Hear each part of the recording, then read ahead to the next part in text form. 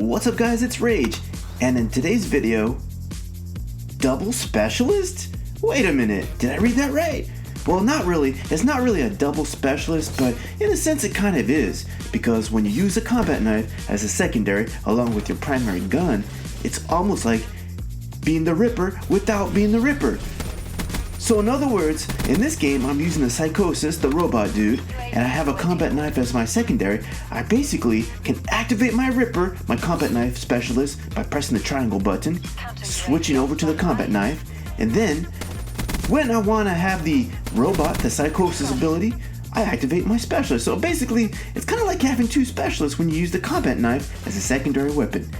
You got your regular specialist that you already have, which in this case is the robot dude, and then I also have the Ripper specialist when I press that triangle button and pull out the combat knife.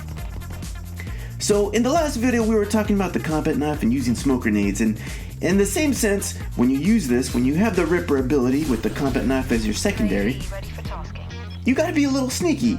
Wait for them to come to you to close that distance gap, and when he's close enough, I stab him in the face. The nice thing about it is you can play kind of ninja. You're a sneaky ninja when you got this class set up, because you use your gun when you want to engage at the longer lines of sight, but then when you get close enough, you swap out to your secondary, pull out that Ripper specialist, that combat knife, and there you go. You can stab him in the back with the combat knife.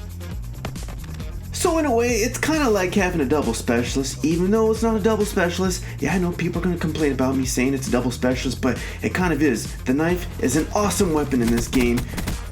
And when you use it as a secondary, when you still have your gun as primary, you can use it not only to sneak into the spawn, but also to humiliate the enemy. He's shooting at me with this gun, and all I have is this knife. Just stab him in the face again and again.